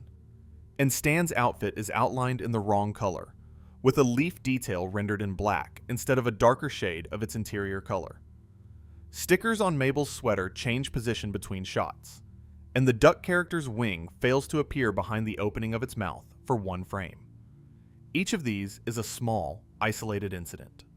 Each one a momentary lapse in the thousands of decisions that had to go right for the scene to work. And together, they form a kind of constellation of imperfection, scattered across the episode like tiny stars that only appear when you turn the lights down and look very, very closely. Season 2, Episode 4. Sock Opera, the Bill Cipher possession episode. One of the darkest and most emotionally complex episodes of the series, and one that showcases some of the show's most demanding animation. When Bill takes over Dipper's body and becomes Bipper, there's a frame where Bipper has no pupils at all. Just empty, white eyes staring out from Dipper's face. It's probably an animation error, a frame where the pupil layer wasn't rendered. But honestly, for a body possessed by an all-powerful dream demon, it works. It looks intentional even if it isn't. The empty eyes suit the possession. Sometimes errors improve the art they're part of, Sometimes the accident is better than what was planned. There's also a coloring cutoff line that appears during an explosion scene, visible on the left side of the frame. Cutoff lines are production artifacts, marks left by the digital compositing process that should be hidden in the final render. They're the animation equivalent of a film slate appearing in a movie. A brief flash of the production machinery that's supposed to be invisible. And in the audience, during Mabel's puppet show, there's a close-up of Gabe where his pupils are black instead of the correct light blue. It's a color error. His eye color temporarily replaced with the default. Gabe, in that moment, has someone else's eyes. The colorist gave him the generic pupil color instead of his character-specific one, probably because Gabe is a secondary character who doesn't appear often enough for his eye color to be memorized. Season 2, Episode 5. Seuss and the Real Girl. The episode with the sentient dating simulator. There's a wardrobe error here that's impossible to miss if you're paying attention. Seuss is wearing a blue suit at the beginning of one scene, but when the phone rings, he's in his normal clothes. The suit vanished between shots, replaced by his usual t-shirt. A full wardrobe change happened in a cut, with no narrative justification. It's the kind of error that happens when different shots within a single scene are animated at different times, possibly by different animators, and nobody cross-referenced the costume. And in another scene, the word staff on the back of his shirt goes missing. The letters just aren't there, as if Seuss's employment status has been temporarily revoked by the animation. There's also a frame where part of Dipper's jacket loses its black outline, breaking the visual boundary between the character and the background. And Stan's right leg develops an extra outline at its beginning, as if the leg was drawn twice and both versions were kept. Season 2, Episode 6. Little Gift Shop of Horrors. Another anthology episode. This one has a prop swap that's almost surreal. Before Mabel gives Stan a sash, there's a mug sitting on top of the fish tank. After Stan takes the sash, the mug has been replaced by a shrunken head. An object has transformed between cuts, exchanged for something completely different, as if the Mystery Shack's inventory has a mind of its own. It's the kind of error that you could almost believe is intentional in a show where magical transformations are common. But it isn't. It's just a background artist who placed a different prop in the same location without checking what was there in the previous shot. There's also an ink color discrepancy. A pen is clearly shown writing in purple ink, but when the camera zooms in on Mabel's paper, the writing is in blue. The color shifted somewhere between the wide shot and the close-up, probably because the close-up was drawn at a different time and the colorist selected a nearby blue instead of the correct purple. And there's a text disappearance error that's particularly noticeable because the show is asking you to read the words. A paragraph Mabel has written vanishes entirely when the camera cuts away and returns. When we come back to the page, different text has appeared in the same location, as if the words reorganized themselves during the brief moment we weren't looking. In animation, text props that appear in multiple shots have to be recreated each time, and when different artists recreate them, the content can drift. What was one paragraph becomes another. What was purple becomes blue. The text is alive, in its own small way, changing when nobody's watching. Let me take another moment here to talk about text in animation. Because text errors come up a lot, not just in Gravity Falls, but in animation generally. And the reason is that text in animation is tricky. It has to be hand-lettered or digitally typed into props and backgrounds, and it has to be consistent across every shot where it appears. If a newspaper or a sign or a journal page shows up in 3 different shots, it has to be recreated for each one, because each shot might be drawn at a different angle or a different distance. And every time text is recreated, there's a chance for variation. A word gets spelled differently. A capitalization changes. An entire paragraph shifts. It's one of the most error-prone elements in animated production. And the fact that Gravity Falls contains as much readable text as it does, in the journals, in the background signs, in the codes and ciphers hidden throughout the show makes it almost inevitable that some of that text would be inconsistent. Season 2, Episode 7, Society of the Blind Eye. The episode where the kids discover a secret society that's been erasing people's memories. This episode has a physical impossibility that's easy to miss in the tension of the scene. When Dipper and Mabel are confessing to each other while tied to a pillar, they move their arms around freely. Despite their arms being clearly tied down, the ropes are visible, the restraints are established, and then the characters gesture as if the ropes don't exist. It's the kind of error that happens when the animation of the character's performance takes priority over the props in the scene. The animators were focused on making the emotional moment work, on the arm movements and the facial expressions, and the ropes just didn't factor into the acting. McGucket has an issue in this episode too. His arm passes through his hat multiple times when he walks toward Blind Ivan. It's a layering error, where the arm animation was placed on top of the hat layer instead of behind it. And all the members of the Society of the Blind Eye are the same height until they reveal who they are, at which point they suddenly have different heights. It's as if the character models for the cloaked figures were all based on a single generic template, and the individual heights weren't applied until the reveal. Season 2, Episode 8, Blinden's Game, the time travel episode set during Seuss's birthday. There's a continuity issue with handcuffs in this one. When Dipper and Mabel win the time travel game, Blinden's hands are shown free, but in the very next shot, time cuffs have appeared around his wrists. The restraints materialized between cuts, as if the animators forgot which version of Blinden they were supposed to be drawing. There's also a dark green line that appears on the laser tag outfit that shouldn't be there. It's an artifact, a guideline, or a layer boundary that wasn't hidden in the final render. And Mabel's hair slightly overlaps the outline of a track in the background for one frame, breaking the layering order. These are the kinds of one-frame technical errors that exist in virtually every episode of every animated show, visible only when you freeze the image and examine it pixel by pixel. The episode also has a timeline error. It takes place on July 13th, Seuss's birthday. But according to Journal 3, the published book, the events take place sometime between July 29th and August 22nd. The show and its own supplementary material disagree on when this happened, which, for a time travel episode, feels almost appropriate. Season 2, Episode 9, The Love God, the episode about a literal love god and his potions. This episode is particularly rich in small errors, which is fitting for an episode with a large cast of teen characters who are difficult to keep consistent across many shots. When the love god enters the diner, there are a few frames where he appears to have two chins. It's a face construction error, where the jawline was drawn twice at slightly different positions, creating a doubling effect. Tambry's hair switches direction in one shot, pointing left instead of its usual right. Robbie's belt changes from black to blue. Nate's mouth disappears for a frame.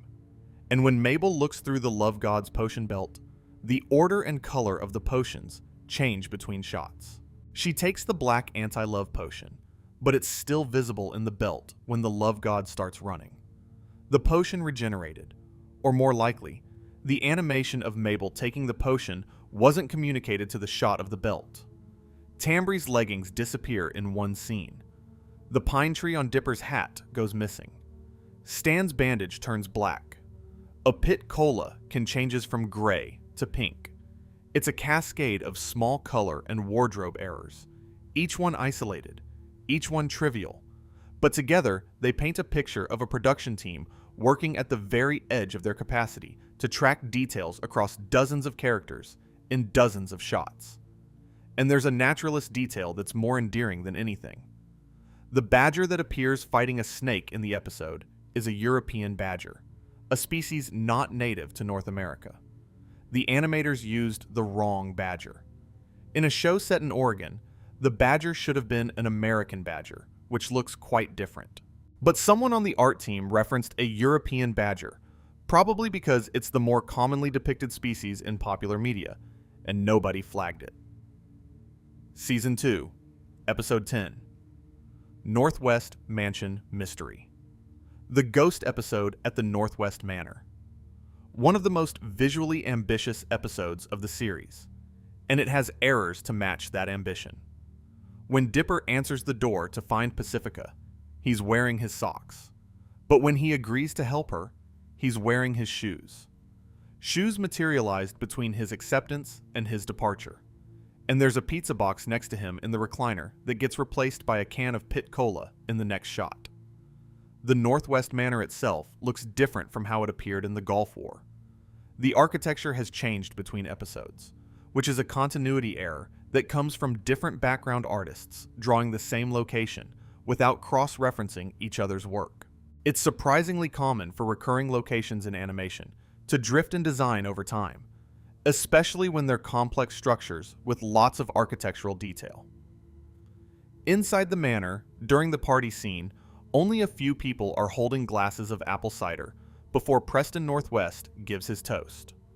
But after his glass breaks, suddenly everyone has a glass. The cider materialized in dozens of hands simultaneously, as if the toast itself conjured the refreshments into existence. Grenda briefly has 2 ponytails before her scene with Candy and Mabel, which is incorrect for her character model. Candy drips cheese onto pastries, but the cheese trail vanishes in the next shot and the pastries change appearance. And there's a wonderful error with the wooden people. When Dipper is turned to wood by the ghost's curse, his bow tie isn't tied. But when Pacifica looks at him, the bow tie is tied. And when he turns back to normal, it's untied again. The bow tie has been tying and untying itself between shots, which, in a haunted mansion, doesn't even seem that unusual. There's also a moment where the ghost's mouth overlaps his nose during a laugh, breaking the layering of the facial features. And a yellow stain appears on Marius von Funchhouse's shirt when Grenda points it out, then vanishes in the next frame. The stain existed only long enough for the joke to work, and then it politely removed itself.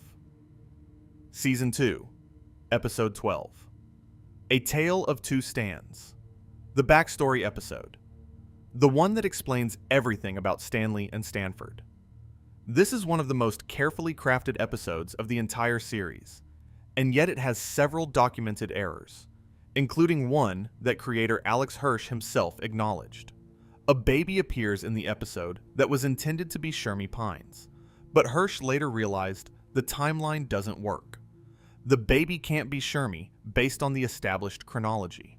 It's a continuity error in the show's own lore, the kind that happens when you're building a complex narrative across multiple seasons, and a detail that seemed fine during writing turns out to be impossible upon closer examination. There's also a vending machine code inconsistency. When Dipper enters the code into the snack machine, he enters 1ABC3. But in the flashback showing Stanley entering the same code, the order is different, a B1C3. The same code entered differently at 2 different points in the timeline. It should be the same sequence, but it isn't. And there's a historical anachronism. The episode takes place partly in the 1960s and 1970s, and characters are shown high-fiving. But the high five as a widespread gesture didn't become common until the late 1970s. It's a period detail error, the kind that's nearly impossible to avoid in historical settings, because certain gestures and behaviors are so deeply ingrained in modern life that it's hard to remember they had a starting point. There's also a detail with the map of states Stan has been banned from. He's been banned from New Jersey. We know that from the story. But New Jersey isn't crossed off on the map. It's an oversight, a background prop that didn't get updated to match the script. And there's a switch in one of the portal scenes that changes color between silver and black depending on the shot, as if the lighting wasn't properly tracked for the prop. This episode also raised an issue about Ford's hands that runs throughout the series. Stanford Pines has 6 fingers on each hand. It's one of his defining characteristics. But animating 6 fingers consistently, in every shot, from every angle, is a significant challenge for the animation team. It's one extra finger per hand, which might not sound like much, but when you're drawing hands from dozens of angles across hundreds of frames, that extra finger is easy to lose. And while the show generally does an excellent job maintaining Ford's six-fingered hands, there are moments throughout Season 2 where the finger count slips, where Ford appears to have the standard 5. It's not always caught, because 5 fingers look normal to us. Our eyes expect 5. And when the animators draw 5 out of habit, our brains don't flag it the way they would if Ford suddenly had 7. Season 2, Episode 13. Dungeons, Dungeons, and More Dungeons. The tabletop gaming episode. The one where Ford bonds with Dipper over a role-playing game that accidentally summons a real wizard. There's a prop error in this one that's mathematically impossible, and it's one of my favorites in the entire series. The main die used in the game is depicted as a 38-sided die, and a 38-sided die cannot exist as a regular polyhedron. The only dice shapes that work as fair dice, where each face has an equal probability of landing up, are tetrahedrons with 4 sides, cubes with 6, octahedrons with 8, dodecahedrons with 12, and icosahedrons with 20. You cannot make a symmetrical solid with 38 faces. It's a geometric impossibility. Now, this is a game that summons real monsters and opens portals to other dimensions, so maybe the dice in this universe follow different rules of geometry. But the error likely came from the prop department wanting the die to look impressively complex without anyone checking whether the number was mathematically possible. It's a charming detail. The show is asking you to accept an impossible die as a plot device, and honestly, in the world of Gravity Falls, an impossible die is one of the more plausible things we've encountered. There's also a detail with Stan's tattoo in this episode. When he's creating a Ducktective figure from spare taxidermy parts, his tattoo appears on the wrong side of his back. It's a mirror error, the same kind that affects Rumble's eye patch and Tambry's hair. The character was accidentally flipped, and the asymmetrical details ended up on the wrong side. Season 2, Episode 11. Not What He Seems. I want to mention this episode, even though its animation is remarkably clean, because it represents the peak of what this show's production team was capable of. Not What He Seems is widely considered one of the best episodes of the series. It's the episode where the truth about Stan is revealed, where the portal activates, where gravity reverses, and the Pines family is torn apart and put back together in a completely new configuration, and the animation team treated it accordingly. Dana Terrace personally animated the closing shot, the moment where the portal opens and the author is revealed. She did it in-house, by hand, because the moment was too important to risk with the overseas pipeline, and the result is stunning. The closing sequence of Not What He Seems is among the most beautiful pieces of animation in the entire Disney television canon. It's precise and emotional and perfectly timed. And it exists because someone on the team recognized that some moments are too important for the standard process. That some moments need a human hand. Not just any human hand, but a specific one. Holding the stylus, making the decisions, feeling the weight of what the scene means, and translating that feeling into motion. The fact that this episode is nearly error-free tells you something important. It tells you that the errors in other episodes aren't the result of carelessness. They're the result of volume. When the team has the time and the focus to pour everything into a single episode, the result is something close to perfection. The errors exist in the other episodes because those episodes didn't have the luxury of that kind of singular focus. They were part of the weekly production flow, the ongoing pipeline, the constant pressure to deliver the next thing, and the next thing, and the next thing after that. Not What He Seems is what Gravity Falls looks like when the constraints are removed. And every other episode, with all its tiny imperfections, is what Gravity Falls looks like when the constraints are real. Both versions are extraordinary. Both versions are worth celebrating. Season 2, Episode 14. The Stanchurian Candidate. The episode where Stan runs for mayor. There's a scene where Robbie pushes Dipper down and walks away, and in the cut that follows, the trash cans and Dipper's hat have disappeared from the scene. They were there, part of the environment, established and visible, and then they weren't. The background was redrawn for the new shot, and the props didn't make the transition. There's also a phone logic error in this episode. Dipper cuts the coiled wire connecting a phone handset to the base unit, and a dial tone plays. But that's not how phones work. If you physically sever the cord between the handset and the base, you'd get silence, not a dial tone. The dial tone comes from the phone line, not the handset cord. It's a sound design error rather than a visual one, but it's the kind of thing that nags at you once you notice it. Season 2, Episode 15, The Last Mabelcorn, the Unicorn episode. There's a cryptogram error in this one that the code-breaking fans caught immediately. A coded message on a cave wall is supposed to spell foolish, but when decoded, it actually reads foogish. One of the letters in the cipher was assigned incorrectly, turning an L into a J. In a show that's famous for its hidden codes and ciphers, where fans decode every piece of text in every episode, a cipher error is particularly conspicuous. It's like a typo in a crossword puzzle. The people who are paying the most attention are the ones most likely to find it. Season 2, Episode 17, Dipper and Mabel versus the Future, the episode that sets up Weirdmageddon. There's a character detail in this episode that's either an error or a deliberate choice, and fans have debated it ever since. When the townspeople look up at the rift forming in the sky, Lazy Susan's usually closed eyelid is open. Both eyes are visible, both wide. In every other appearance in the series, one of Lazy Susan's eyes is shut. It's her defining visual characteristic, and in this one shot, it's gone. Fans have speculated that it could be intentional, that the shock of seeing the rift was enough to snap her eye open, but it's more likely a model error, a case where the animator drew her with the standard 2 open eyes template and forgot to close one.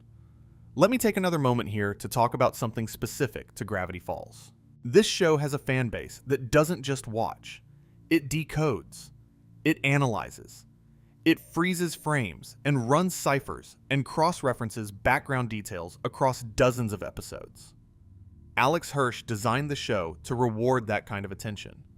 He hid codes in the end credits, buried cryptograms in the background art, planted foreshadowing in episodes that wouldn't pay off for years. He built a show that demanded scrutiny. And the unintended consequence of building a show that demands scrutiny is that everything gets scrutinized, including the mistakes.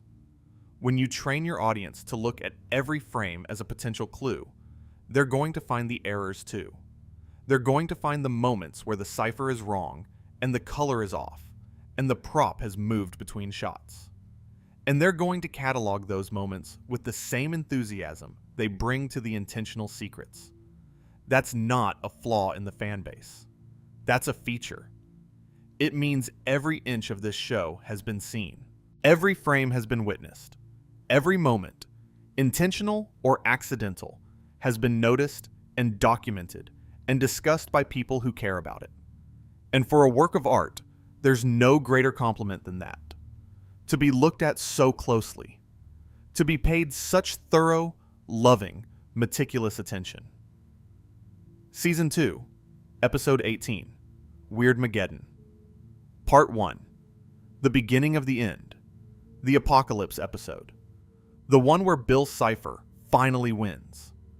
This is one of the most visually spectacular episodes in the entire series. The animation team had to depict the literal end of the world as we know it, a reality warped by an interdimensional dream demon. Buildings float, the sky tears open, monsters invade. The rules of physics stop applying. It's ambitious in a way that invites errors, because every frame is asking the animation to do something it's never done before. At the end of this episode, Seuss is wearing a black poncho and is clean. But at the beginning of the next episode, Weirdmageddon Part 2, Escape from Reality, the poncho is gone and Seuss is covered in dust and dirt. The transition between episodes doesn't match. It's a continuity error between episodes, the kind that happens when two episodes are animated at different times, possibly by different studios, and the ending state of one doesn't perfectly match the starting state of the next. The cliffhanger connects the narrative, but the wardrobe didn't get the memo. Season 2, Episode 19, Weirdmageddon Part 2, Escape from Reality, Mabel's Bubble, The Fantasy World. There's a character detail error involving Dippy Fresh, the skateboarding fake dipper that Mabel's fantasy created. When Dippy Fresh high-fives Suze, he's wearing a skateboarding helmet. But in every other shot in the scene, including shots where he's actually skateboarding, the helmet isn't there. It appears for one action and vanishes for all others. There's also an allergy inconsistency. In a picture day flashback, Dipper is seen suffering from allergies, while Mabel appears completely healthy. But Dipper stated earlier in Weirdmageddon Part 1 that their allergies act up at the same time. If the twins share the same allergy triggers, Mabel should be suffering too. It's a script-to-visual continuity error, where a detail established in dialogue wasn't tracked into the visual storytelling of the flashback, and there's a birthmark error. Dipper's Big Dipper constellation birthmark on his forehead is a crucial character detail, one of the most distinctive visual elements of his design. And in one shot in this episode, when Dipper shaves off his front hair with a razor, the birthmark isn't there. It's missing. His most defining feature, temporarily absent. Of all the errors in the show, this one feels the most significant, because Dipper's birthmark is so closely tied to his identity, to the very name the show gives him. For it to vanish, even for a moment, feels like the character himself has been briefly incomplete. Season 2, Episode 20, Weirdmageddon. Part 3, Take Back the Falls, the series finale. Even the finale has errors. Even the last episode of the entire series, the one that had more attention and care lavished upon it than perhaps any other, contains small imperfections. The most notable is a double appearance error with Wendy. In one scene, Wendy is simultaneously shown in two places. She's in McGucket's huddle, participating in a group conversation, and she's standing right behind Stan in a close-up shot, replacing one of the members of several times. She's in two places at once, which is either an animation error or evidence that Wendy has developed cloning abilities during Weirdmageddon. Toby Determined has a similar issue. He appears both standing in the crowd and sitting on the couch during the refugee rally scene. Two Tobys, in two places, at the same time. There's a lip sync error with Mabel. Her mouth doesn't move during a line of dialogue. The audio plays, we hear her speak, but her face is still. It's a sync error between the audio track and the animation. The kind that happens when a line of dialogue is added or moved in the sound edit, and the corresponding mouth animation doesn't get updated. There's also a continuity detail that fans have noted is either an error or a piece of brilliant foreshadowing. When Ford agrees to let Bill into his mind, his cleft chin and the scar on his nose aren't visible, while these features appear on Stan instead. This is because the twins have secretly swapped identities, and the animation is subtly hinting at the swap before it's revealed. Whether this was an intentional clue or a happy accident that aligned with the plot twist is something only the animation team knows for certain. But fans noticed. Of course they did. And there's a background positioning error that exposes the edge of the production itself. The background layer is positioned too high in one shot, revealing a strip of black space along the bottom of the frame. It's the digital equivalent of seeing the edge of a movie set, a brief glimpse behind the curtain of the show's reality. Before we move to the ending, let me talk briefly about some of the recurring error patterns that run across the entire series. Because when you look at all these errors together, patterns emerge, and those patterns tell you something about how the show was made. Dipper's hat is the single most error-prone element in the show. Across 40 episodes, the pine tree symbol disappears, the colors shift, the hat itself vanishes or gets cropped or changes shade. It happens so consistently that you could almost use Dipper's hat as a diagnostic tool for how rushed a particular episode's animation was. The hat sits at the very top of the character model, at the extreme edge of the frame, in the place where cropping errors and layer misalignments are most likely to occur. And because it's the highest point on the character, it's the first thing to get cut off if the layout is even slightly too tight. Missing mouths are another recurring pattern.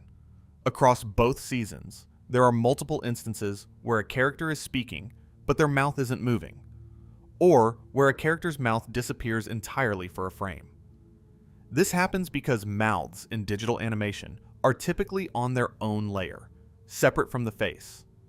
The mouth layer contains the various mouth shapes, the phonemes that correspond to different sounds, and it has to be synced precisely with the audio and composited precisely on the face. When the sync is off, or the layer isn't rendered, the mouth vanishes. The character is still speaking, the audio is still playing, but the visual evidence of the speech just isn't there. Color swaps happen frequently too. Characters' clothing changes color for a frame or a shot. Belt goes from black to blue. Shirt goes from green to pink. Hair changes direction.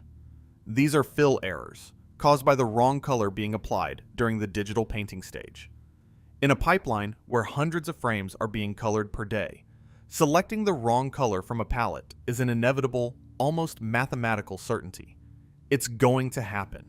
The question is just how often and whether anyone catches it before broadcast. And background inconsistencies, props that appear and disappear, locations that change architecture between episodes, objects that move between shots. These are the most common errors of all. They happen because backgrounds and foregrounds are animated separately, often by different artists, and composited together in post-production. Every composite is a judgment call. Every layer has to be positioned correctly relative to every other layer.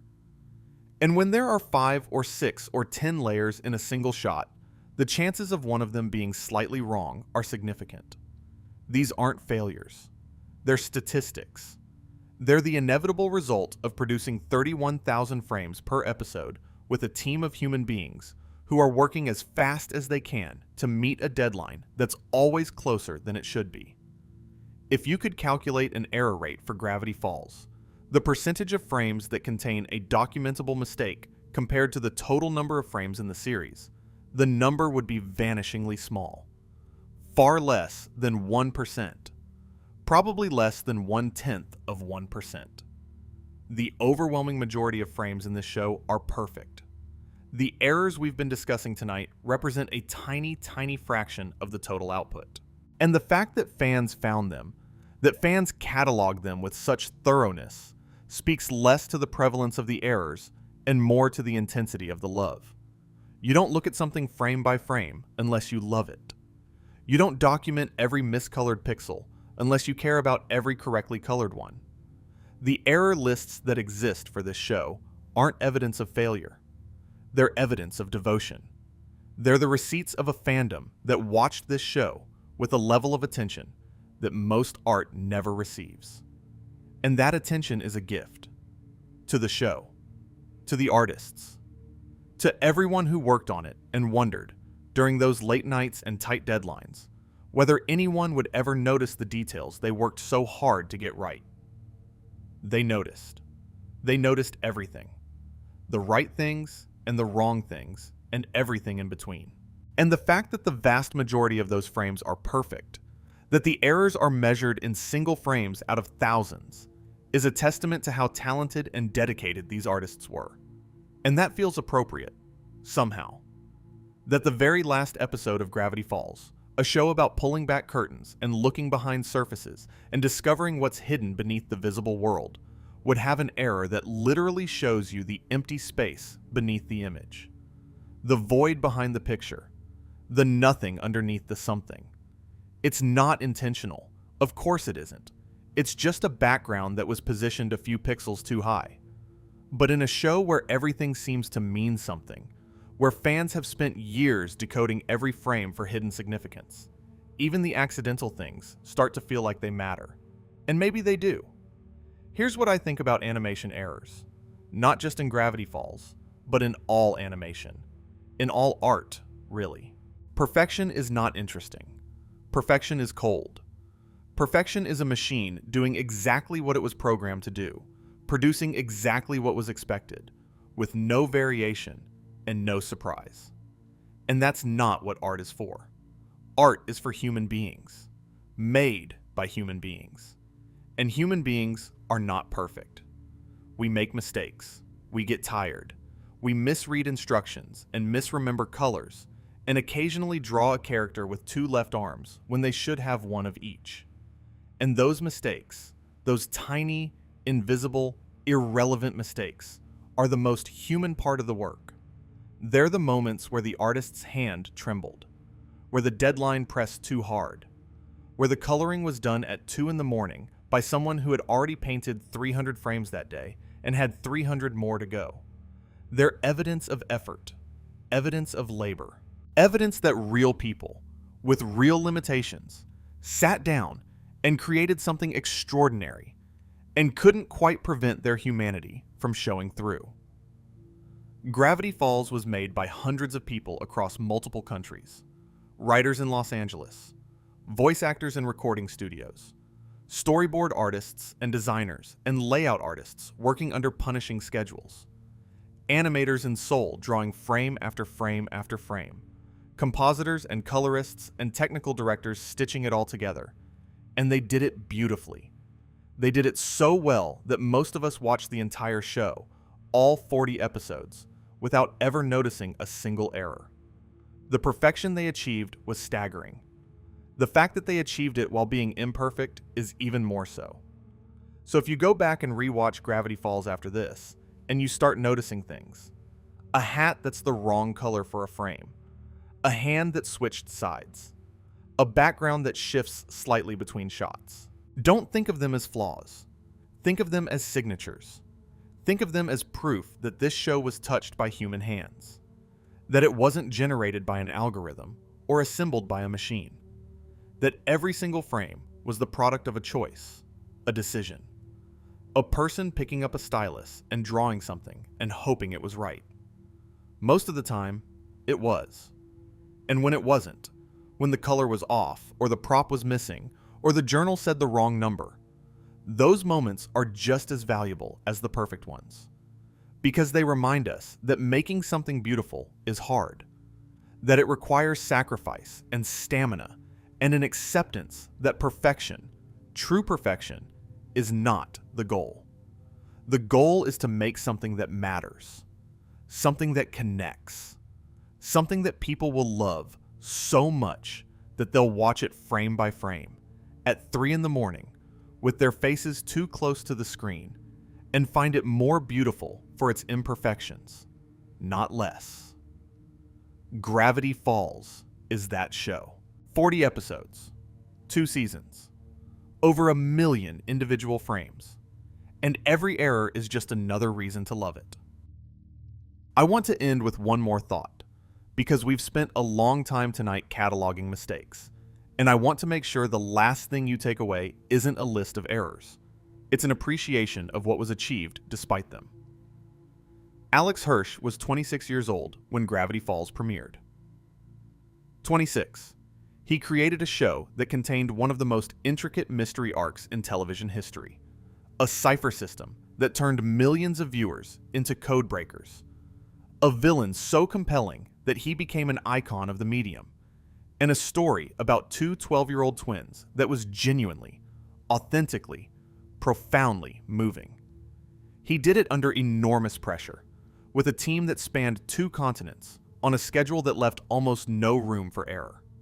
And the team that made this show, the writers and storyboard artists, and voice actors and designers, and animators and colorists and compositors, they poured everything they had into it. Dana Terrace animated key scenes by hand when the stakes were too high to trust the pipeline. The writers embedded hidden codes that fans are still decoding a decade later.